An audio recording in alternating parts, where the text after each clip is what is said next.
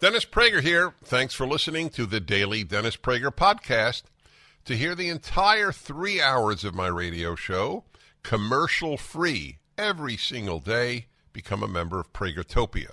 You'll also get access to 15 years' worth of archives, as well as the daily show prep. Subscribe at pragertopia.com.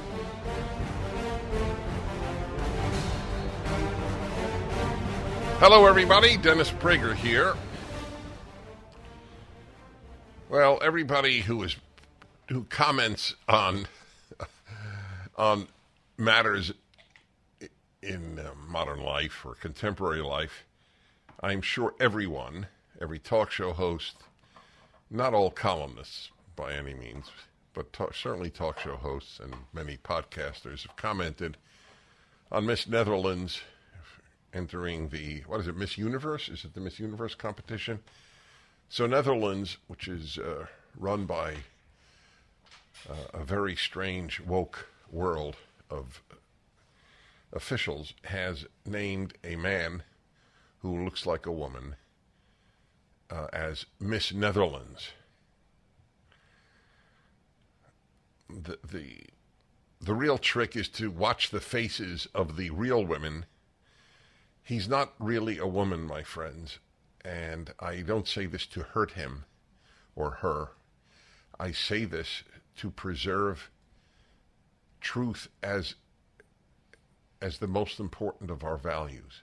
This is not a woman who won Miss Netherlands. It is a man who looks like a woman. Do you realize, this I have not heard commented on, do you realize that the authorities who choose Miss Netherlands have stated that they have given their highest accolade to a man who presumably castrated himself or had himself castrated? Do you understand what sickness the West has descended into? We honor you for surgically removing your penis and testicles, your scrotum, and creating artificial breasts. We honor you with the title of Miss Netherlands, and we're all supposed to cheer. And the sick world of the left, it is evil, but it is also sick, thinks that you're a hater if you say that this is really a man who looks like a woman. But that's exactly correct. Now, let me make something clear.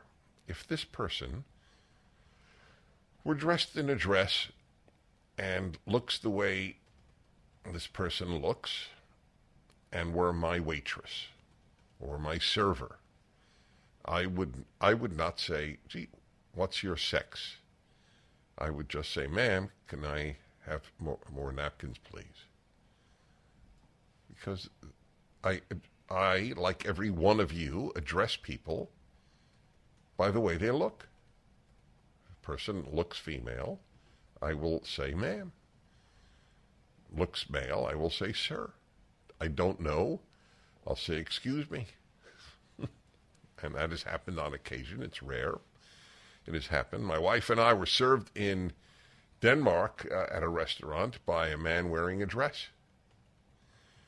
But it was so obviously a man that all I could do really was feel sorry for him. And I did. I felt sorry for him.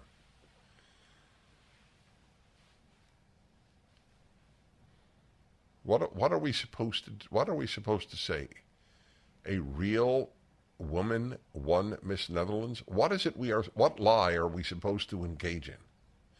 Let us say Miss Netherlands, well, I guess could not be non-binary, because I assume that would be an interesting question.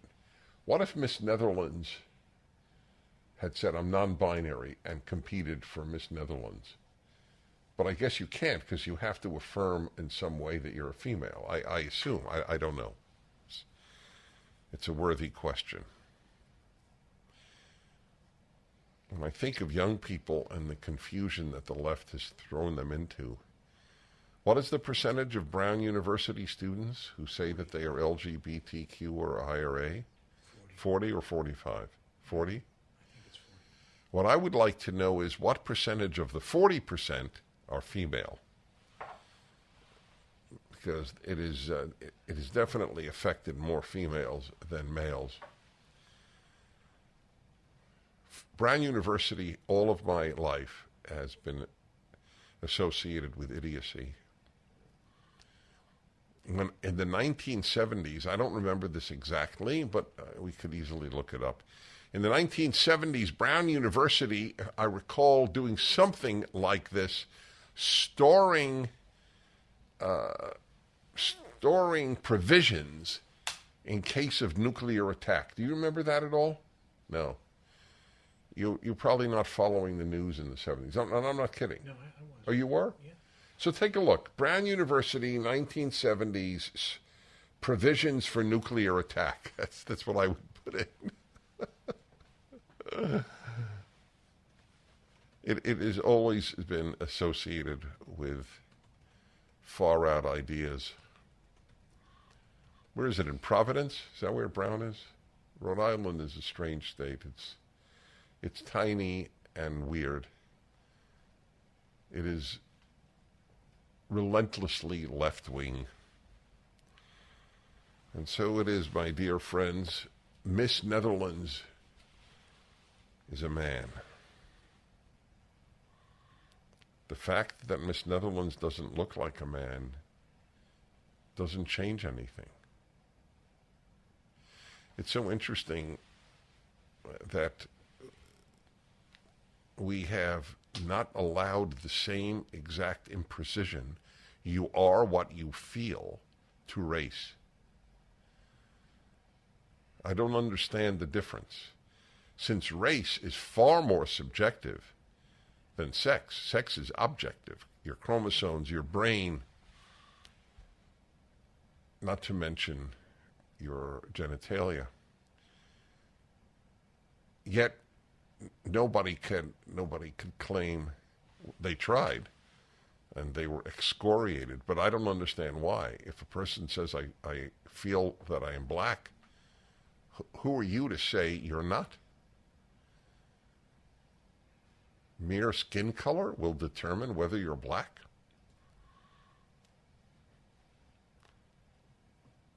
Does any biracial, that is black father or mother, or black parent and white parent, to make it easier, do any individuals from such a union say they're white?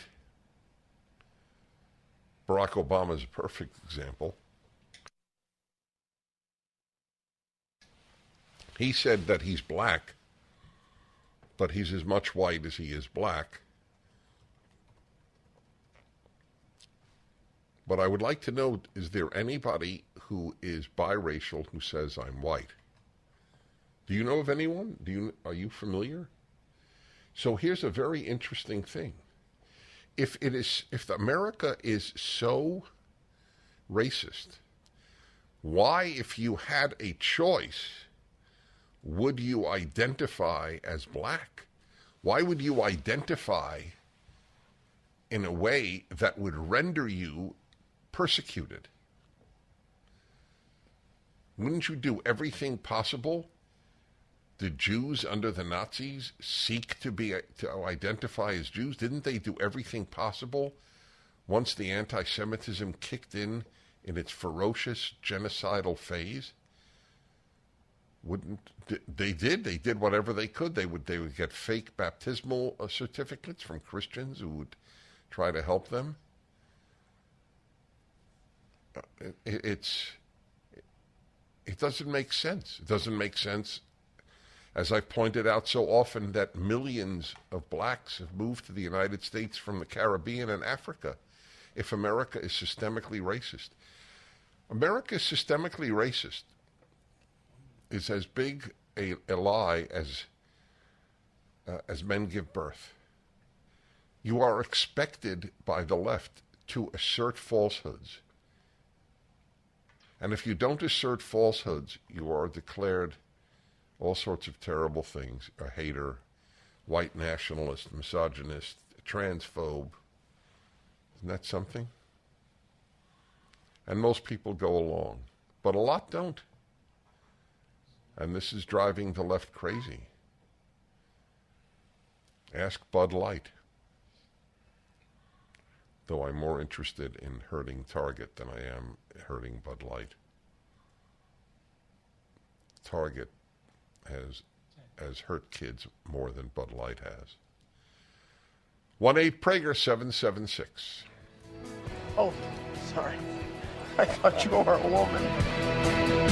Hi, folks. I'm delighted to announce my next listener cruise with the good people, quality people at Coastline Travel. England, Iceland, Greenland. Yes, Greenland. June 24 to July 5th, 2024. We'll be sailing on the Regent Seven Seas, one of the most beautiful, luxurious ships I have ever seen. The Seven Sea Splendor with white glove service, spacious rooms, superb cuisine. Regent is a 5-star luxury line and all-inclusive. That means business class airfare included. One-night pre-hotel in London, shore excursions, unlimited beverages, gratuities, and of course special events with me, all covered in the cost. We'll visit spectacular places in Iceland, a port in Scotland, the Faroe Islands, and 3 ports in Greenland. But the best reason to travel is the fellow listeners you'll meet on my trip. They always sell out fast. Click the banner at DennisPrager.com or email PragerListeners@Coastline Travel. Again, the banner on my website, or send an email to PragerListeners@CoastlineTravel.com. There's something good actually happening in I would say it's not right to say of all places. I would expect it. It is as if somebody had heard me broadcasting for the last 10 years, the exact same words. But I don't believe they took it from me. I believe me, people can come up with this independently. But in the Federalist, why has Election Day turned into election month? The case challenging North Dakota's 13 extra election days is about helping to bring confidence back to elections nationwide. The amount of lying on the left is equal to the number of left-wing positions. That this makes it better for the country and for democracy and for elections to have 2 weeks, a month to vote. What this is, it makes fraud far more easy, and it does something else. It says that the founders of the country, believing in an election day, were stupid. You have to understand the hubris. It transcends arrogance on the part of all leftists historically. We know better than all those who came before us. We are enlightened. They are stupid. There is no question that the average leftist believes that he or she is much wiser than Washington, than Madison, than Jefferson, etc. There is no question. They, after all, owned slaves, and that's all that one needs to know. These people are better human beings and wiser human beings. The notion that there should be an election day is preposterous. There should be an election month. Remember when election day used to be an actual day the peace begins? You'd gather with your family and friends to find out who the next president was going to be. Yeah, remember that when we got the election results that night? What happened? Why is it progress? That's their favorite word, after all, on the left. Why is it progress that we no longer know in close races who has won an election in any given state or in the country? Why is that progress? It was a time to celebrate our republic as Americans went to have their voices heard at the ballot box. The Public Interest Legal Foundation, of which I am president, is fighting in federal court to restore the day in Election Day. We filed a federal lawsuit in North Dakota to enforce federal law and stop the state from accepting ballots up to 13 days after Election Day. Oh, well, wait a minute. This is the 13 days after. I'm talking about the 13 days before. So it's 26 days. It's more than 26 days. We allege that North Dakota's law allowing the election to drag on for almost 2 extra weeks conflicts with federal law. All right, that's good. I will keep you abreast with regard to that. So here's a piece from the Washington, is that where it is? Is it the Washington Examiner? Yeah. Chicago's crime problem is about to get worse. Chicago's crime problem is notoriously bad, and over the past few years, it has only become more severe. Crime has spiked 68% since 2021, and there are no indications the trend will be reversing anytime soon. Even worse, Chicago's new mayor, Brandon Johnson, just released a 223-page report. They're gifted. You know why their reports are so long?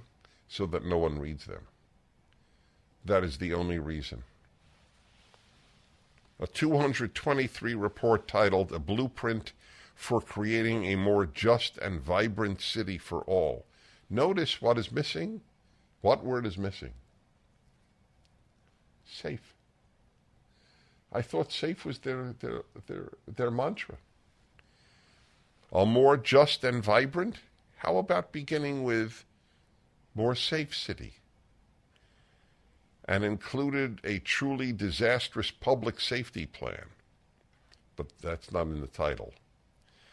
The plan, which was inspired by a struggle rooted in black liberation. Wow, black liberation. Black liberation in the past 40 years or so? From what? What are they liberated from or liberating from? Enslavement, persecution, what exactly? Contains no recommendations to increase enforcement of crimes. That's an odd construction of English. We don't want to enforce crimes. We want to enforce crime prevention. Instead, it proposes getting rid of a gang database. That's charming. Why? I want you, my dear listener, to come up with the reason. Why would the Chicago police force get rid of a gang database? Reason? Because of racial disparities. Oh, because there are more blacks and Hispanics, I presume, in the racial profile of the gang database. Issuing an acknowledgement of harm toward black and Hispanic residents of the city, re-envisioning, wait a minute. We've gone from reimagine to re-envision. Okay, that's what they do. They re-allot. The role of a police officer. Would you like to re-envision? This is very important. This is the arrogance of the left in a nutshell. We will come up with a new idea for what a policeman should do. And our idea will be better. And if it leads to more innocent people dying, I can't think of a leftist who will lose sleep. We return. You are listening to the Dennis Prager Show. Just when you thought it couldn't get any better, Mike Lindell with MyPillow is launching the MyPillow 2.0. When Mike invented My Pillow, it had everything you could ever want in a pillow. Now, nearly 20 years later, he discovered a new technology that makes it even better. The My Pillow 2.0 has the patented adjustable fill of the original My Pillow, and now with a brand new fabric that is made with a temperature-regulating thread. The My Pillow 2.0 is the softest, smoothest, and coolest pillow you'll ever own. For my listeners, the My Pillow 2.0 is buy one, get one free offer with promo code Prager. My Pillow 2.0 temperature regulating technology is 100% made in the USA and comes with a 10-year warranty and a 60-day money-back guarantee. Just go to MyPillow.com and click on the radio listeners square to the buy one, get one free offer. Enter promo code Prager or call 800-761-6302 to get your My Pillow 2.0 now. Come on, pretty baby, give me one more chance. Try to say. Well, I'm delighted to once again have former Speaker of the House of Representatives, Newt Gingrich, on. He has a new book out. Anything he writes is worth reading. And that is The Real Story. The subtitle is The Real Story of the Republican Revolution. It's titled March to the Majority. Mr. Speaker, welcome back to my show. Well, it's always great to be with you, and I remember very fondly a brilliant podcast we did about Leviticus and a book you'd written. It was amazing how much you understand and how great a teacher you are. Wow. Well, I'm going to have to keep this recording and use it to publicize my Bible commentary. Thank you so much. So I'll begin with today and then go back to what you wrote about. I won't ask, is there hope? There's always hope. But is there a rational reason to believe that we meaning Republicans, march to the majority again? Sure. I mean, I think that there's no question as the system that the left has created breaks down, that you're going to see more and more countervailing mobilization of the American people. We have a very interesting project, which is the America's New Majority Project. People can actually go to americasnewmajorityproject.com. And since 2018, we have been doing polling to find issues that are 70, 80, 90% issues, to find a way to unify the country. So these aren't Republican or conservative. These are American issues. For example, 84% of the country favors parental rights in education. 84%. Now, I worked with Reagan. I studied him starting in 65. I worked with him starting in 74, and I served in Congress when he was president. I can tell you, part of the Reagan model is you find a 70 or 80% issue, stand next to it and smile. And your opponent either has to stand in your shadow or he can side with the 15 or 20%. The challenge is to get the Republican Party to understand, and by the way, Tim Scott has done a great job of this. He just put out a commercial where he has 5 propositions. One is that you should work. One is that if you're a violent criminal, you should be locked up. If you borrow money, you should pay it back. If you're a man, you should compete in men's sports, and that we need victors, not victims. We tested that at America's New Majority Project. That tested 76% approval. And the other 24% is divided. About 11% disapprove, and the rest don't know or haven't made their mind up. So I think you will see a steady move, and you're seeing this in all the red states now. I mean, all the red state governors are doing well. They're all moving towards a more conservative, freer, anti-woke, pro-economic growth model. And I think that's gradually going to catch on. What slows it down is the degree to which states like California, Illinois, New York are really machines. Just like Chicago, it doesn't matter how bad things get. The Democrats are probably not going to lose Chicago because the machine survives, and the machine needs taxpayer money to pay itself. And as long as it can get enough taxpayer money, it's going to survive no matter how bad a job it does. Well, answer that then for me, because on a rational basis, it's a puzzle that people in Chicago, seeing their murder rates, I was just talking about that before you came on, will elect the even more radical of the two Democrats who were running. How does machine explain how a person votes? Because the Chicago Teachers Union has so much money. I'll give you the example. I know the real numbers. In Baltimore City, which has 21 schools in which not a single student, not one, could do math. The teachers, the machine, the bureaucracy, has $1,300,000,000 a year budget. Now, that means a reformer out here on their own, raising money, trying to make a case, is up against an institution so big that breaking through. Now, I think what used to happen in the old days was eventually people get so infuriated that it would begin to break. And I think that's going to happen again. All right, hold on if you would, Mr. Speaker. Sure. Yeah, because we're going to take a break. Dennis Prager here, March to the Majority. It's up at DennisPrager.com. Delighted to stay on here with Newt Gingrich, one of those handful of people who needs no introduction. But, of course, he's former Speaker of the House and a true, as my producer said during the break, a true political scientist.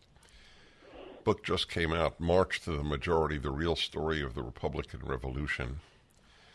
And we're talking about politics today and the machine and people voting for people who do no good for them, as in Chicago. Do you have a theory as to what animates all these teachers' unions? These are people who are theoretically committed to children and under whose auspices children have been hurt relentlessly. Do you have an explanation? Well, I think it's a couple of different streams that came together almost to create a whirlpool.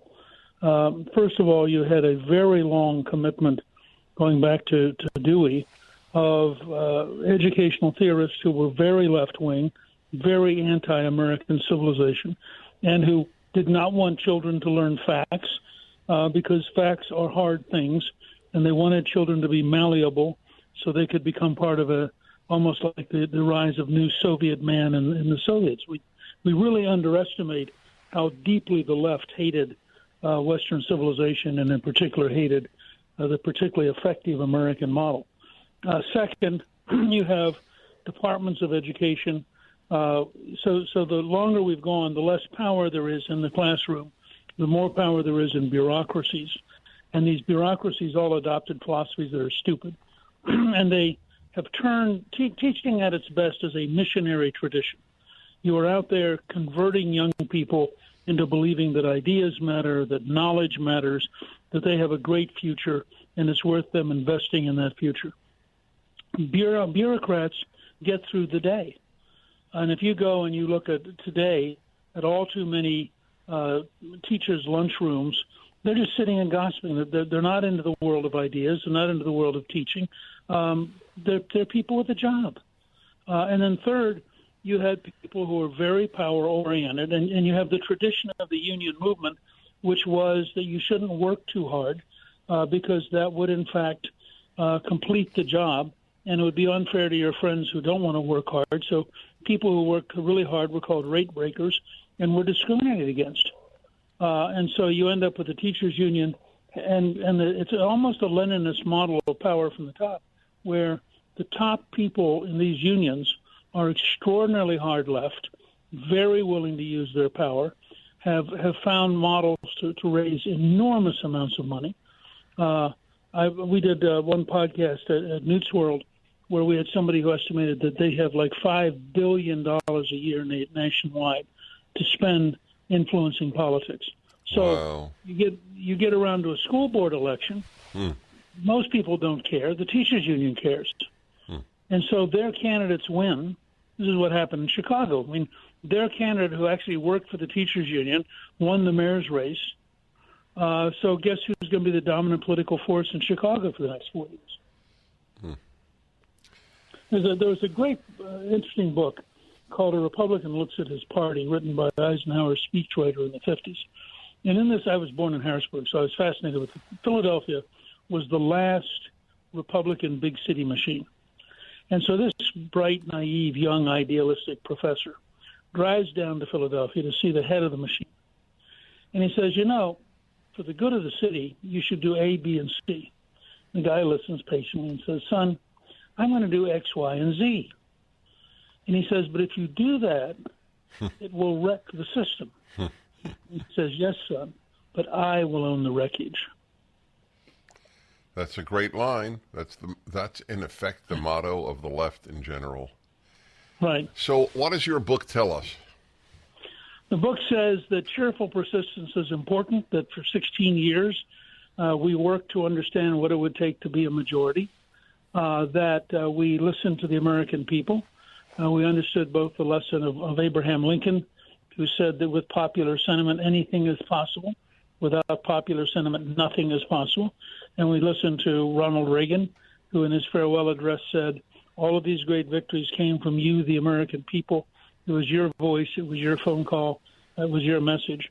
And so we grew the contract with America in which every single item was 60 or 70% support. And collectively, they were overwhelmingly positive.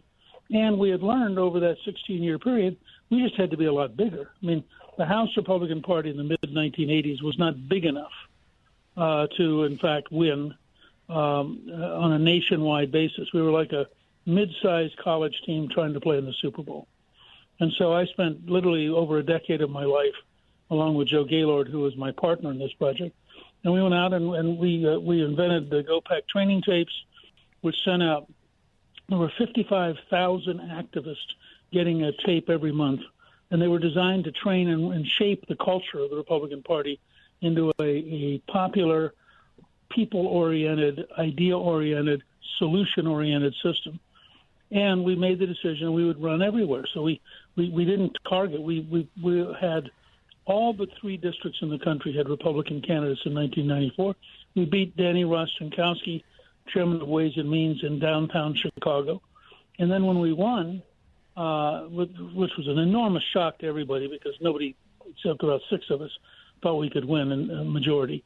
When we won, we pivoted, and for 4 years, we out-negotiated Bill Clinton. We got welfare reform, Medicare reform, the largest capital gains tax cut in history. And, I'm proud to say I authored the only 4 balanced budgets in your lifetime. What a great menu or prescription for the present day. Right. Well, this book is a playbook for today, right, based on the history of yesterday. Again, the book focuses March to the majority. I'm going to ask you a question. I want you to understand. I know you'll believe me because you know me fairly well. It's not to put you on the spot. It is only because I so want to know what you will say.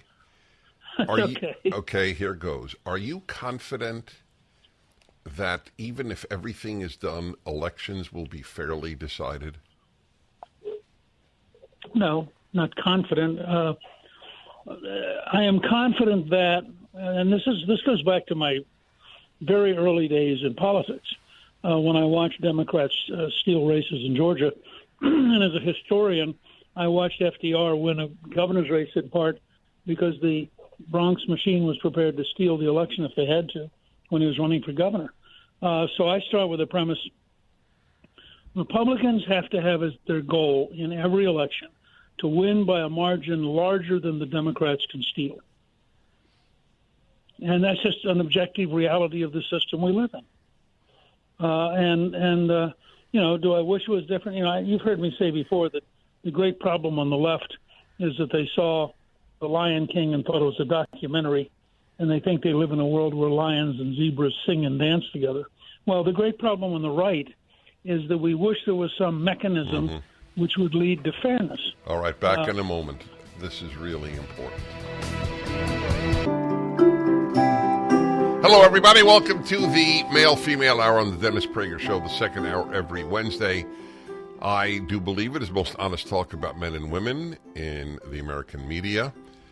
And the reason, well, there are many reasons. One, I don't shy away from any topic. Two, and this is a big one, I'm neither a man fan nor a woman fan.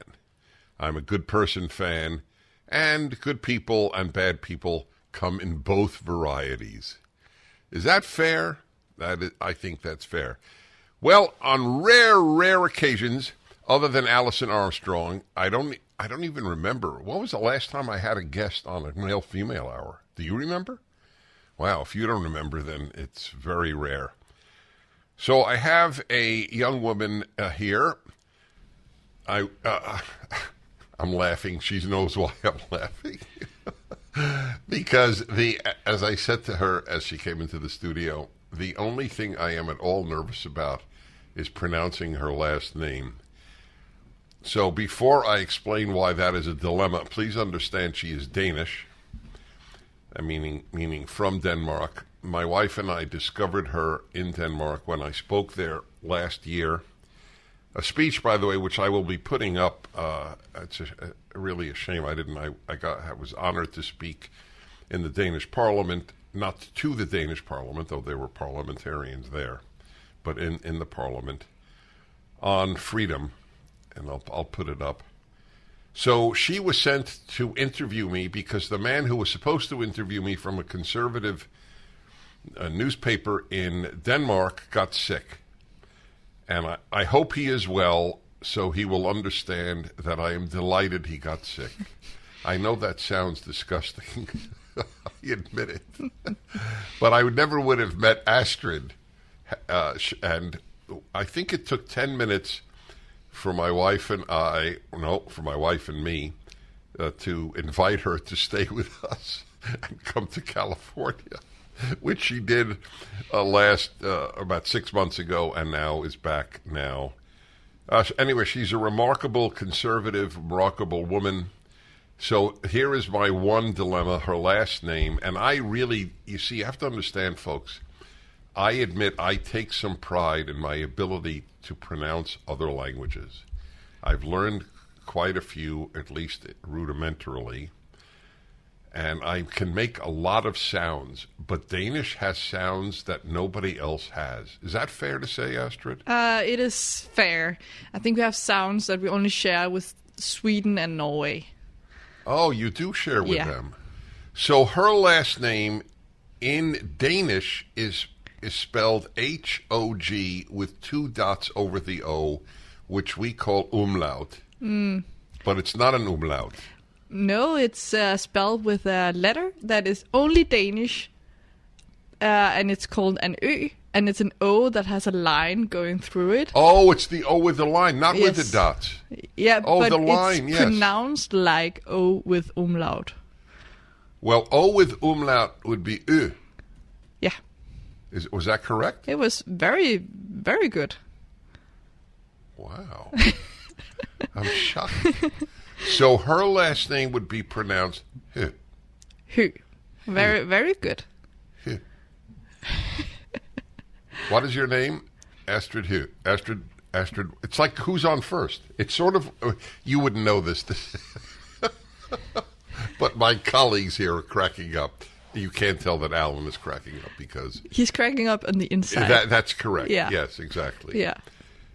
Anyway, this H-O-G human being is remarkable, and she is one of the most, at 30 years of age, or whatever you are, you're about 30, right? 31. 31. It is one of the most prominent conservatives in Denmark, or as she calls it, Denmark. Denmark. And she writes and she broadcasts in Denmark. I'm going to get to the male-female issue in a moment, but I just want to reinforce something I have said to my listeners all of my life, that there is no place on earth with anywhere near the active conservative movement as America. Is that fair? I think it's fair, not knowing the entire world. I think it's fair. America today is the greatest exporter of toxic ideas and the greatest exporter of good ideas. It's the battleground is the United States. Okay, so we'll get a little personal. That was a risk you took coming on, as you well knew. I'm an open book. You are an open book, which proves to me that the importance of being open. I didn't put two and two together with you. I always tell people that I've always aspired to transparency. And you are another person like that. Okay, so we have a crisis in the United States of, right now, the largest percentage of people age 40 who have never been married in the history of the United States. It was 8% in the 1980s. 1940s. No. Take a look. I was shocked. Take a look. Maybe you're right. You think it was the 1940s. What you're saying makes sense, but I think it was... take a look anyway. It was... All right, even if it was the 1940s, my point remains. We went from very rare to now 25%. A quarter of the human beings in the United States who are age 40, up to age 40, have never been married. Is there something analogous in Denmark? Yes, definitely. And I think it has to do with the same causes behind it. I believe that the main issue today is probably that a lot of men cannot find women who will marry them in Denmark.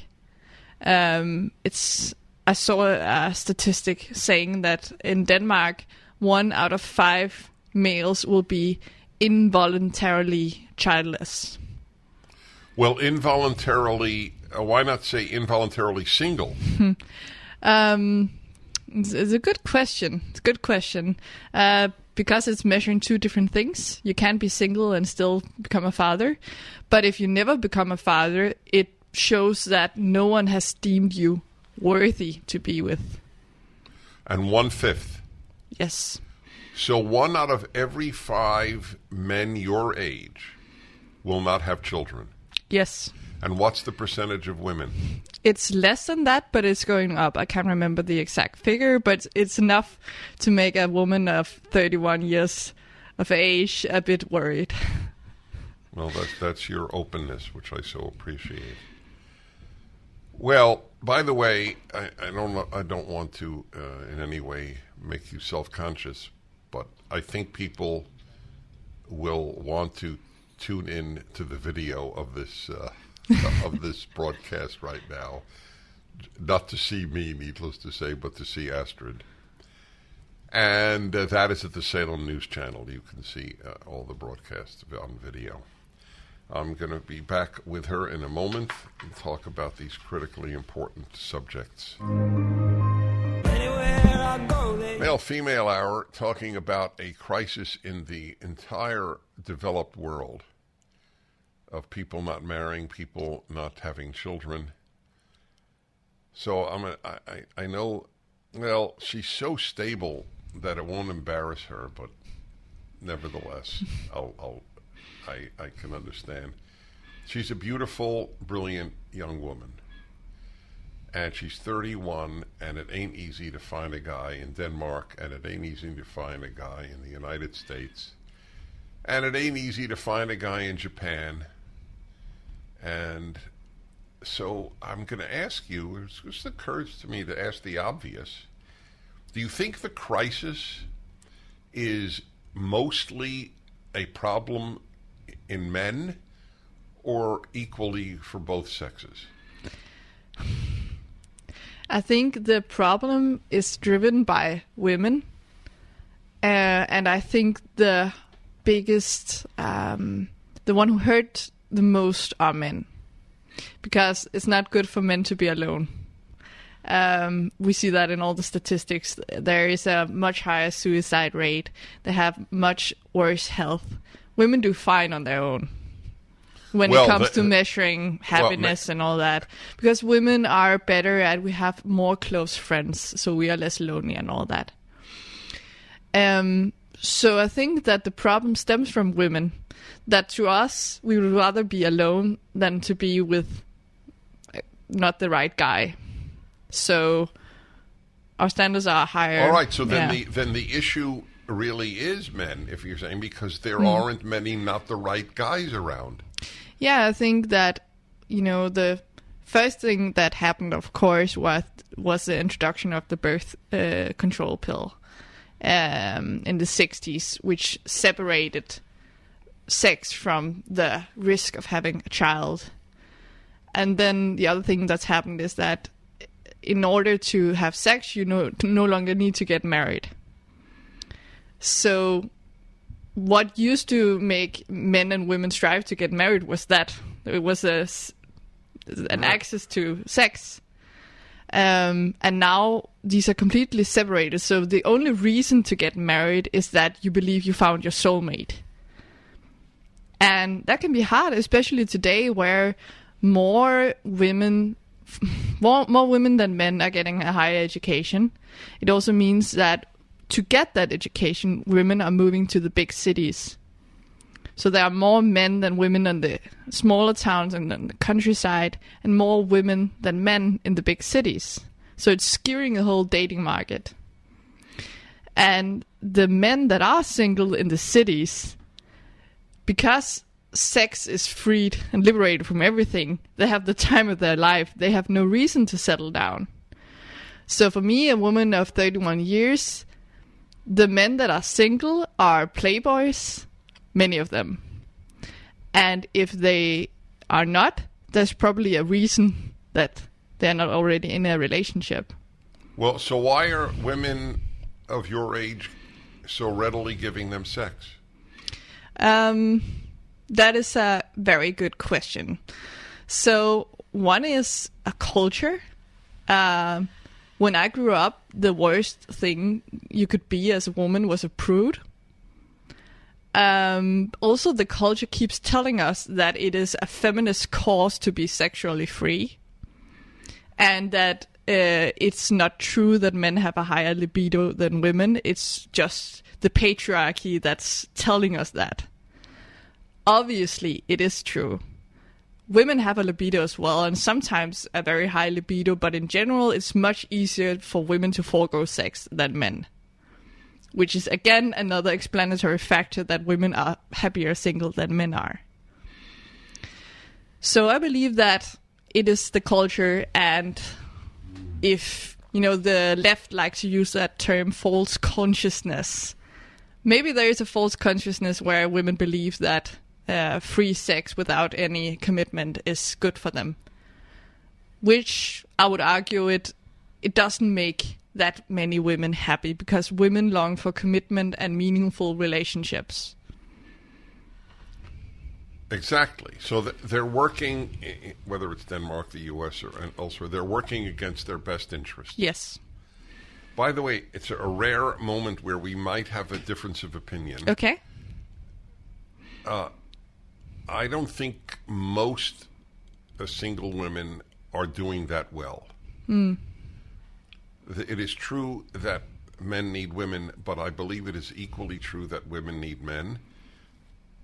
Having said that, I just want to say, if you ended up single, which I pray to God does not happen, because you deserve a wonderful family life, I think you could manage it. You're an exceptional human being. But generally speaking, the damage that so many single women are doing in the United States, they're anxious. They are much more likely to gravitate to terrible ideas than married women, especially married women with children. So I used to think the way you did, and then I look at life, and I think both sexes need each other. I only partially agree, because I think it's very important to separate happiness from meaningfulness.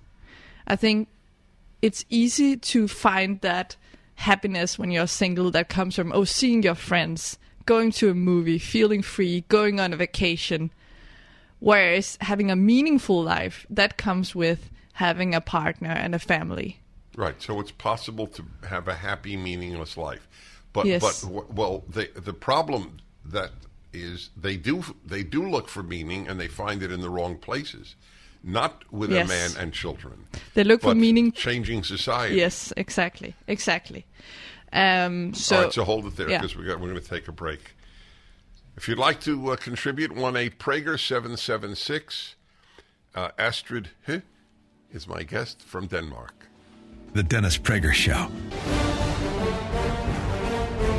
Hello, everybody. Scientists at the center of the COVID lab leak cover-up admit the decision to downplay the theory was political because they feared an S show, you fill in the S word, from China.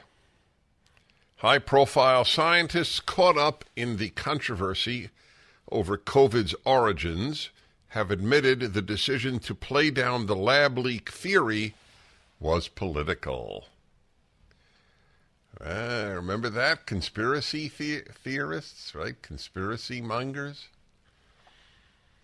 And everything that the conservatives said was a conspiracy monger. Everything that we say is hate monger. And people on the left believe all of that. Internal Slack communications obtained by a House subcommittee investigating the early days of the pandemic showed how scientists who wrote a paper dismissing the idea of a lab incident feared retaliation from the Chinese government. Dr. Andrew Rambaud, a biologist at the University of Edinburgh, was a co-author of the March 2020 Nature magazine. Nature is one of the most prestigious science magazines. Research article titled The Proximal Origin of SARS-CoV-2, which denounced believers of the lab leak theory as conspiracy theorists and racists. Whew. That was published in a prestigious scientific newspaper or magazine, journal.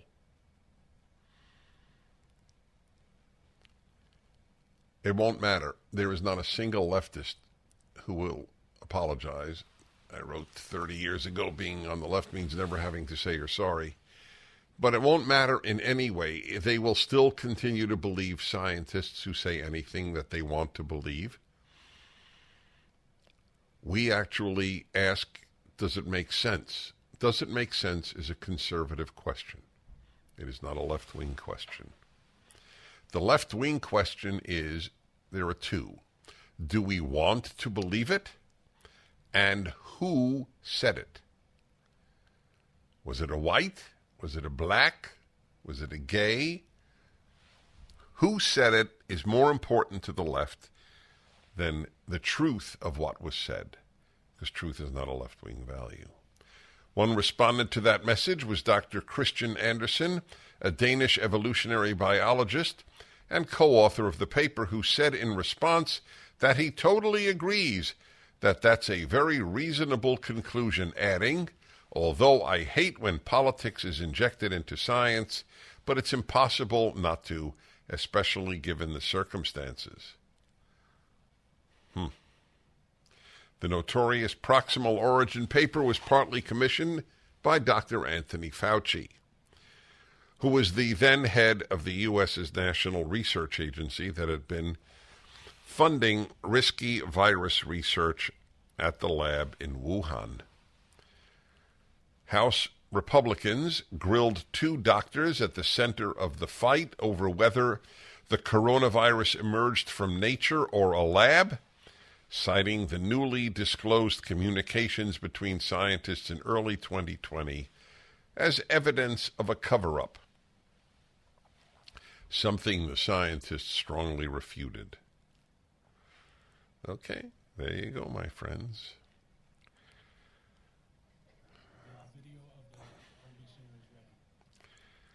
On other matters here, This is about as depressing a piece as I have seen, and I see depressing pieces every single day of my life. New York Times report, what's the date on this? July 9th, just happened. or just reported. Men are bearing midriffs in crop tops. Some are cropping their shirts at home, and others are buying from stores' women's sections. Wow. The pictures actually nauseate me. It's nothing to do with gay. I don't think the word gay is even in the article. It's nothing to do with trans. Has nothing to do with that. What nauseates me is men wanting to be women, and we're not talking trans. Men bearing midriffs. Will women be attracted? I don't have an answer. Will women be attracted to men wearing bare midriff tops that are sold in women's sections?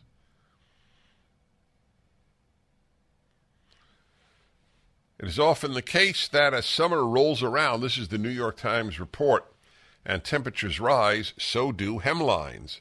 As men have embraced shorter shorts over the past years, some have also started to wear shorter shirts, specifically crop tops.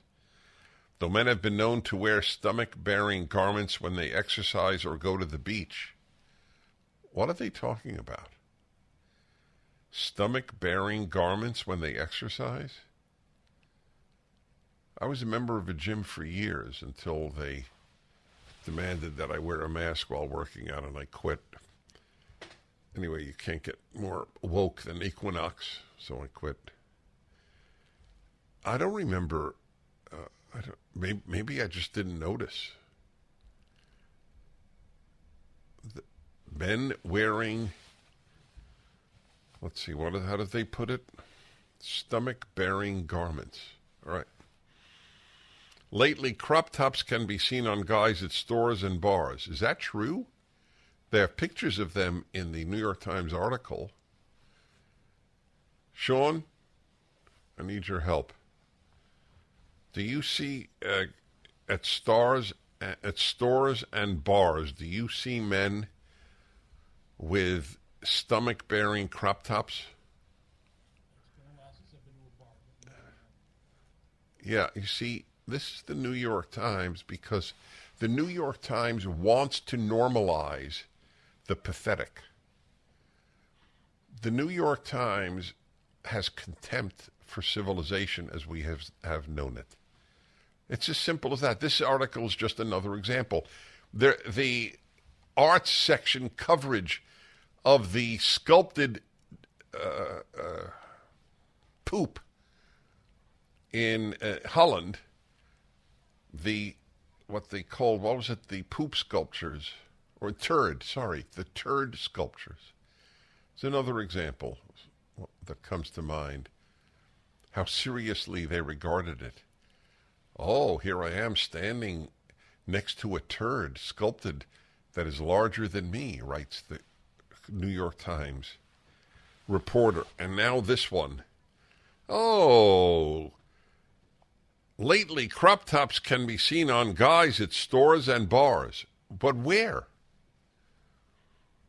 More modest styles hit right at a waistline, but many are cropped short enough to expose a navel. Because, as we know, men and women love looking at men's navels. The only people who like that are gay men. It's not a put down, it's just a fact. But that's only 3% of the population. So men are not wearing this just if they're gay. To the extent that they are wearing it. Some wearers are making theirs by taking scissors to old T-shirts. Others buy them off the rack, often from stores' women's sections.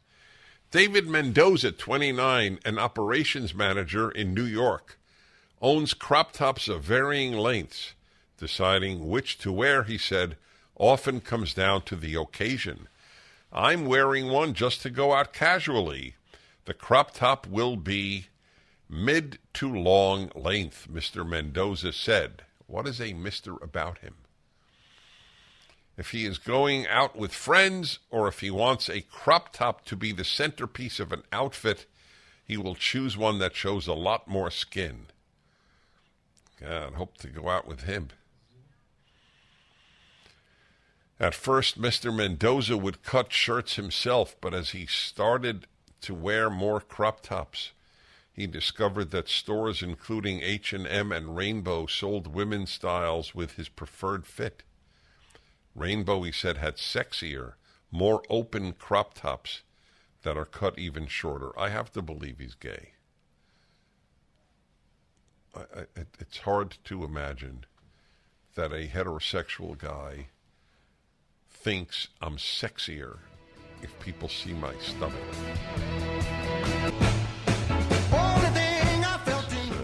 It's an article that is truly, I think, depressing. Two things about it. One, that it's so seriously and positively covered in the New York Times. The other, that it exists. Men in crop tops. I'm such a believer that society needs masculinity.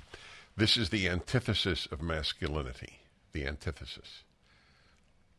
Show off a little part of your body like a woman does. Because basically you're indistinguishable from a female. When I think of the World War II generation and the idea that men would have worn crop tops then, it gives you an idea. They quote some professor. Professor Barry said that men wearing crop tops comes at a time of, quote, shifting dynamics of gender. And, quote, openness in masculine fashion to truly embrace a variety of aesthetics. But it's not masculine fashion. That's the point. It's male fashion, as appeals to the New York Times, but it's not masculine in the least. He added that the trend is relatively affordable for most men, requiring only a T-shirt and a pair of scissors. To some men, Professor Barry said crop tops can be more than just a fashion statement. He said he has seen crop tops embraced by men with larger bodies, quote, as a way to really kind of affirm their bodies and challenge stigmas against their bodies in public spaces. I don't understand that. I just thought I'd read it to you. So I am curious, if you want to appeal to a woman on a singles app, you're a guy, you're 30 years old, do you want to wear a crop top? Do you think you're more likely to get a woman? If so, we're really in trouble. Let me put it to you that way. God, I'm reading this book on the end of World War II in the Pacific and thinking of the heroic men who invaded Okinawa, the last island before Japan. I think we lost 20,000 men there, I think. It's hard to believe. And I'm thinking about men then and so many, not all, men today. The war on masculinity is part of the utterly and totally destructive world of the left. Everything the left touches, it ruins. Masculinity is just another example. That's the way it is. 1-8-Prager-776. See, I said it struck me as, since it's really an only appeal to gay men who like to see men's skin revealed. And sure enough, in the article is a picture of two men in crop tops kissing each other on the lips, which, as the New York Times believes, this is a great moment for civilization. I have very, very close gay friends. And that they would note the dishonesty of the article in that it it acts as if this is of wide appeal, wider than the gay male community. Okay, Benjamin in Atlanta, Georgia. Hello. Yeah, hey Dennis. As you probably see in the notes there, that my son is started doing this. He's 21 years old. Was in a long time relationship with a woman, several years, 3 or 4 years, right from high school into college. Recently broke up with her, or they had a breakup, I should say, but just recently he started coming over when he comes over for dinner and stuff, he comes and he started wearing eyeliner. He has shown up in crop tops. He has what we call his man purse, but it's pretty much a purse, and it's thrown us off a bit. I have not really confronted him on this, mainly because he's fresh from a breakup. I don't want to really attack anything he's doing or feeling comfortable with, but I feel he's very heterosexual, has not given us any indication of homosexuality, and he would be open if he came to us and said that he was. We, prefer otherwise, but just for the problematic side of things. But anyway, yeah, I don't know if it's friend groups or what, but. Why are you afraid to confront him? I'm not really afraid to confront him. He's my second child. He has an older brother, a younger sister. I think he talks to his mother and his sister about it a lot more. My oldest son and I it's very recent. It's been within the last, really month or two. And with his recent breakup, and it was a really hard one for him, I didn't really want to give him anything, I don't want to say emotionally bad, but maybe I'm a very direct person a lot of times, and so I kind of feel like maybe he would take it as an attack or something. He should. You should attack him. That's my view. You're his father. Who else is he going to hear it from? Why have you decided to look like a woman? I mean, you should put it like that. I'll tell you, from the ground level, I think it's friend groups, and I think it's... It may well be, but whatever the reason, unless he's gay, then you have not only the right, I think the duty to confront him. Why have you decided to look more like a woman? Back in a moment.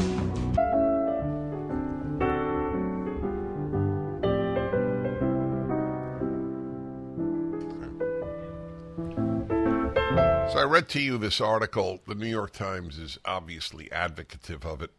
Men wearing crop tops. These men look, every one of them looks gay, because I don't know why a heterosexual man would wear a crop top. The odds of his attracting a women looking, wow, what a gorgeous midriff on that guy. The blurring of the distinctions between men and women is one of the things the New York Times has been pushing for all of my life. They're bored. Leftism is the product of secularism, affluence, and boredom. Everything that exists is meant to be destroyed. The masculine-feminine difference is meant to be destroyed. The irony is the picture they have there of two men kissing in the article in the New York Times, though they don't mention, I don't believe, in the article the word gay once, it is a tacit admission that a man wanting to appeal to women isn't going to walk around with a midriff-bearing shirt. A man who just called me and said his son has begun to use eyeliner and carry a man purse and bare midriff, but he doesn't want to confront him because he just had a sad breakup with a girl. I don't understand what one has to do with the other. parents are afraid of their children. I don't say this as a criticism. I say it as just a sad description of life. People don't want to tick off their child. But you can't raise a good child if you don't want to tick them off. If you're afraid of your child, it's the end of the parent-child relationship. I'm not saying this man is. I'm just saying as a general rule. I used to ask my dad when he would come on my show. In fact, let's schedule that, Sean. July 18th, have one of my interviews with my dad on. It's his birthday. Let's see, he would be 105 this July 18th. He died at 96, so that means he died 9 years ago. Is that right? That long ago? Hard to believe. He's 96. I used to ask him, so what's the biggest difference between America today and when you grew up? And every time I asked him this question, he had the same answer.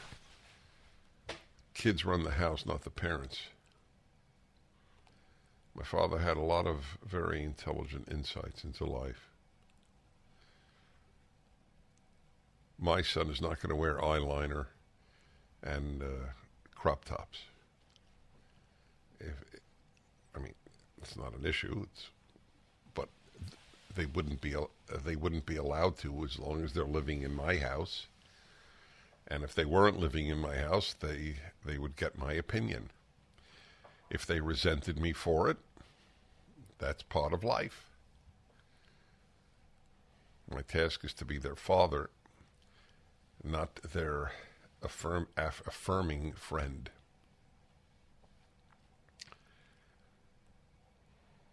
Wow. I feel for parents. Everything from the New York Times to your local university is trying to ruin your child. And they're succeeding in vast numbers of cases. Well, let's see here. Tim in Greenville, South Carolina. Hello. How you doing, Dennis? Hi. Well, thank you. Love you. Just want to point that out up front. Listen to you every day. Thank you again. But I can't believe that no one else has called to remind you of the 80s trend of half shirts that everybody wore as athletes, and exposed midriffs were the way. And if you look up any picture of Doug Flutie from Sports Illustrated, on the cover, he's wearing a half shirt. Now it's a little bit longer because he wasn't a big, tall guy. But yeah, but did they wear them? Did they wear them outside of practice? That's the question. Did they wear them on a date? Did they wear them to a social evening? Did they wear them to a speech? Back in a moment. I'll take you. I'm not letting you go. I don't think you realize. So let's go back to Tim in Greenville. So I've been excoriating the notion that men should wear midriff-bearing tops. And you say that, well, a lot of these athletes did in the 80s and so on, and many football players do to this day. But that's, to my knowledge, always in practice. Obviously not at ball games and not when they're off the field. So as a child of the 80s, I'm 57 now with a diabetic stomach, so I would never attempt this now. But I did meet my wife at 28, and one of the first dates we went on, I probably had a short half shirt on. That was probably, you would find disgusting. And it was a style back then. Would we wear it to a business meeting? Absolutely not. By the way, is your wife? If your wife is in the vicinity, I'd like to talk to her. Is she there?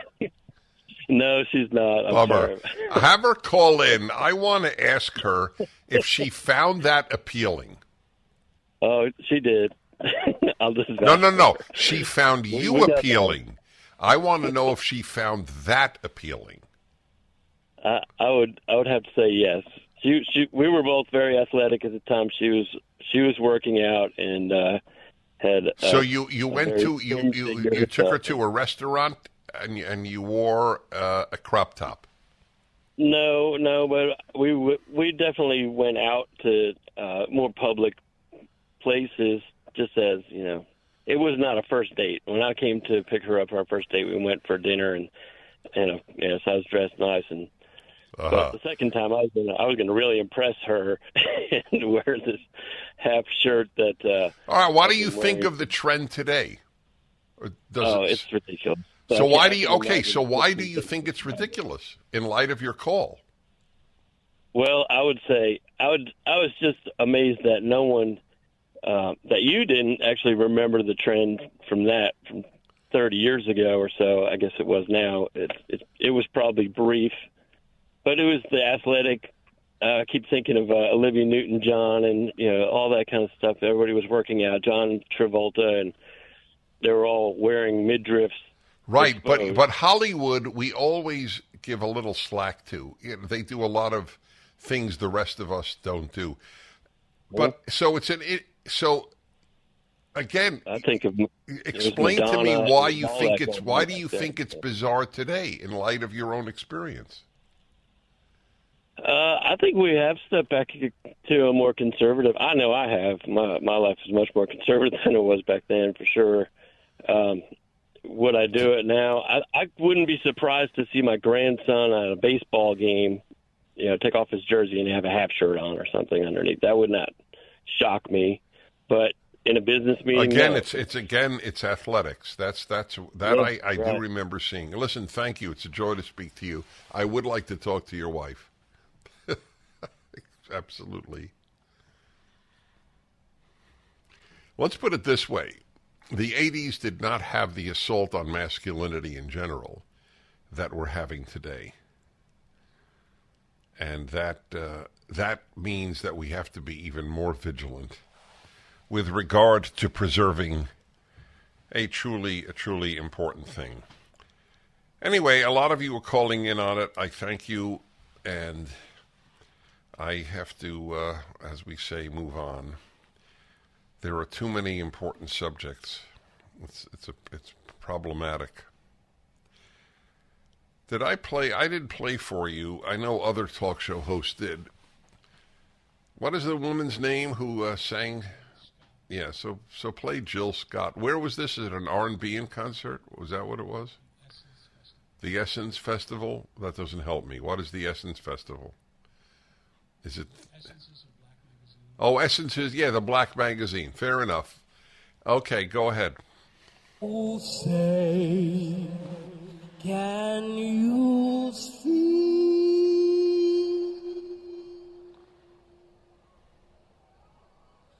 by the blood in the streets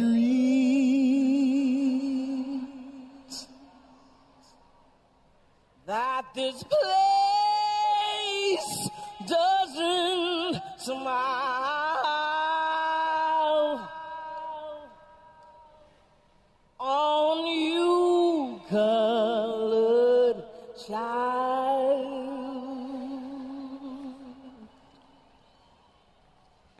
whose blood built this land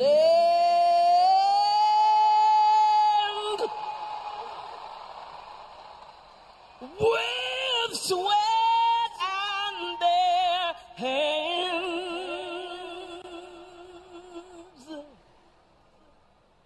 But you'll die in this place, and your memory erased. Oh, say, does this truth hold any weight? This is not the land of the free.